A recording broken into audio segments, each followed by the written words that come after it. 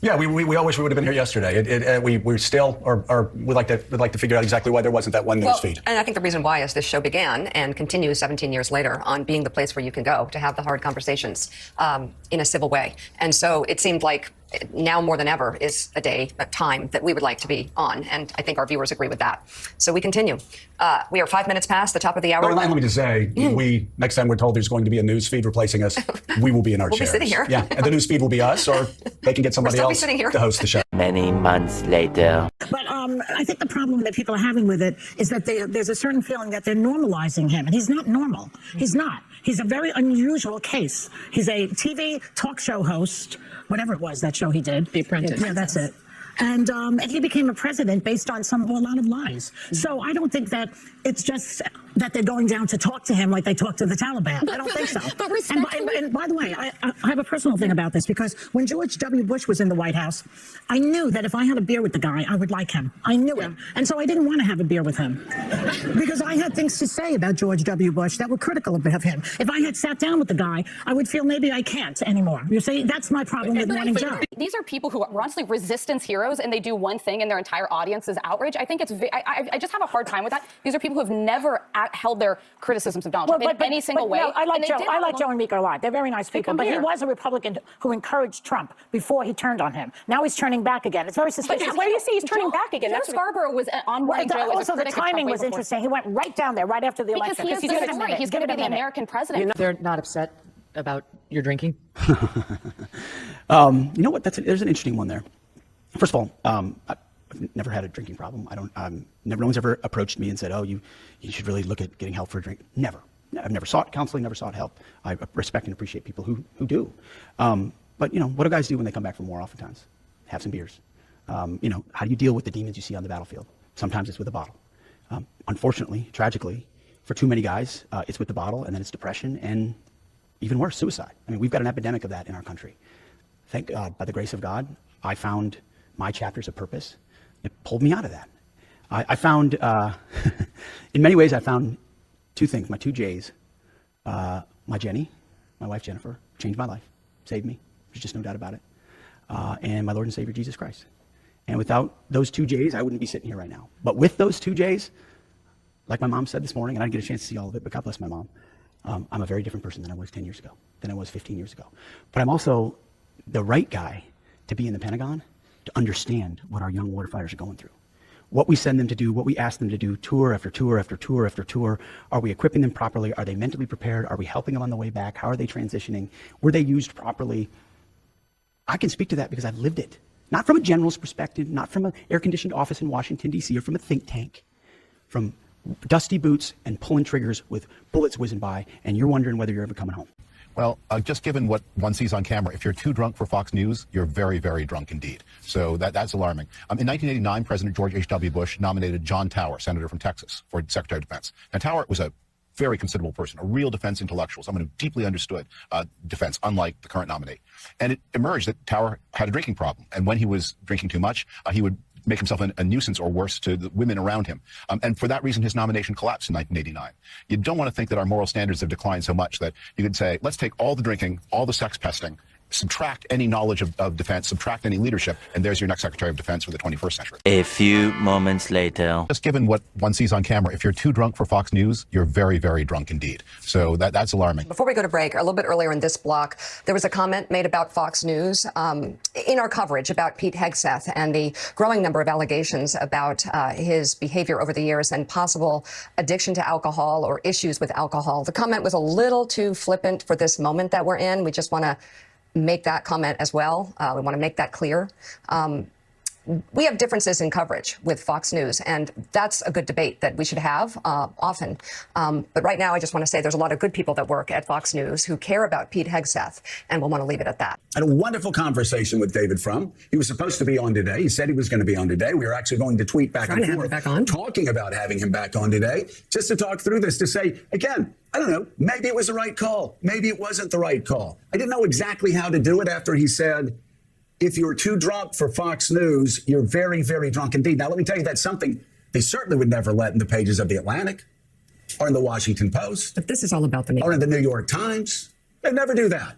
So I actually asked an editor over the Atlantic when he was so shocked what we did. I said, would you allow me in writing a column at the Atlantic to say, if you're too drunk for the New York Times, you're very, very drunk indeed. If you're too drunk for the New York Post, you're very, very drunk indeed. In the context of talking about somebody's alcoholism. Talking about somebody's alcoholism and people from this news organization that were actually stepping up to help the cause. To get a guy who's grossly unqualified to be sack death. Is that the time to say that? Now, I understand, David, we talked, and David Frum said, that was just a joke. And I said to him, well, you know, David, I appreciate that. And who knows, maybe I made the right call, maybe I made the wrong call. I'm really sorry if I made you feel uncomfortable. We tried to give it enough distance. Didn't say his name. We waited for the entire segment. We thanked him, went on, and then Mika just generally talked about a flippant comment. And I am telling you, the sound of fear, the apology, none of that is true. But guess what? This is what's been going on now for several weeks. You knew you were right, but you lost.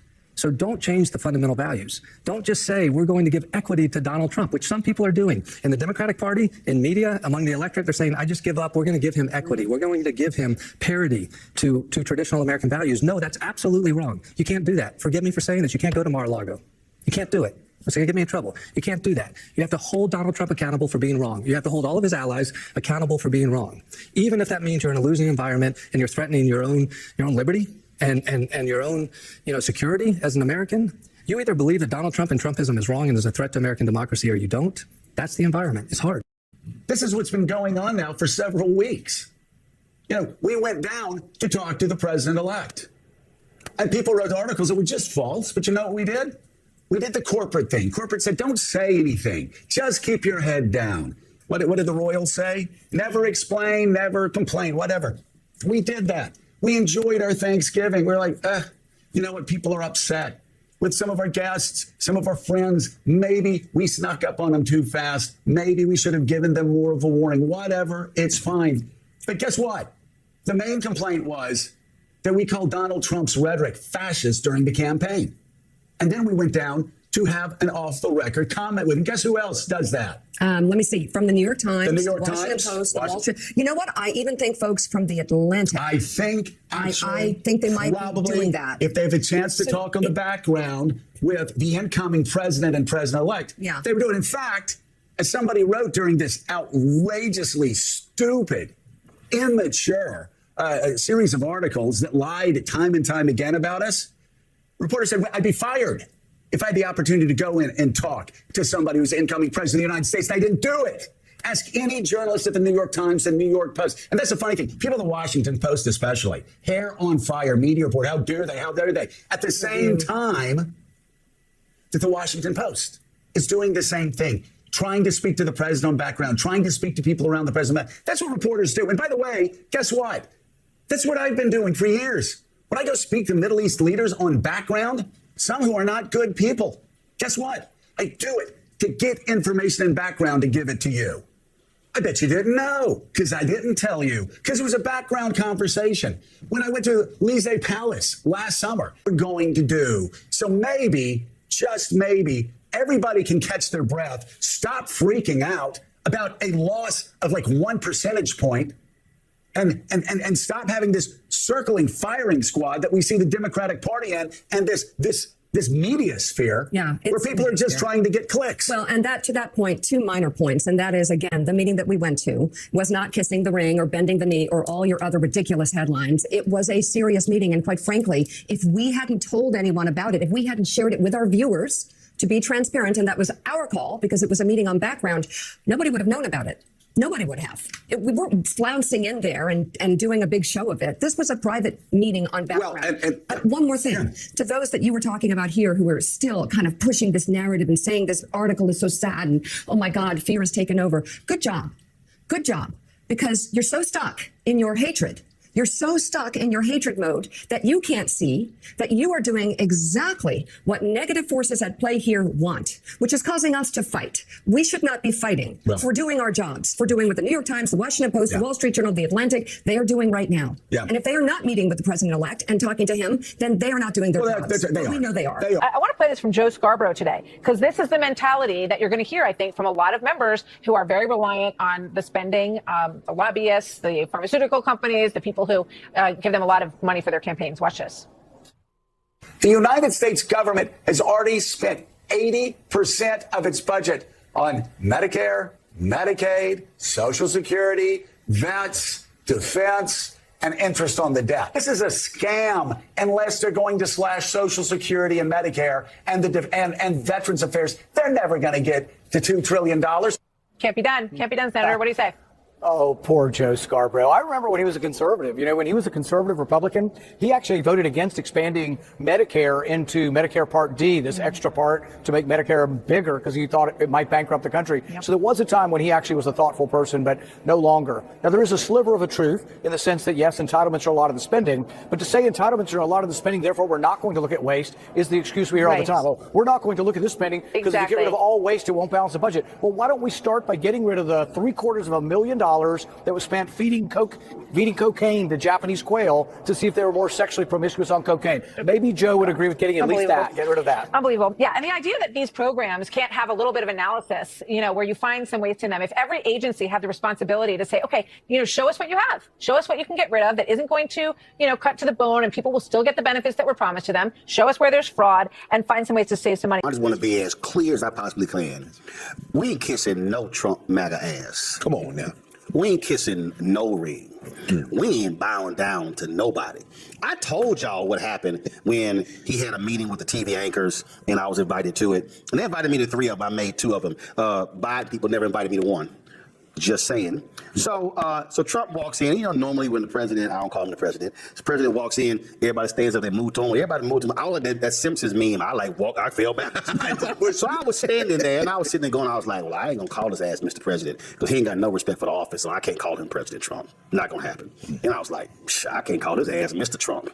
So I'm like, damn, well, I'm gonna say what he. So he's shaking everybody's hand and he get to me and stick his hand out. Hi, good to see you. Good to see you. I went, hi. Damn.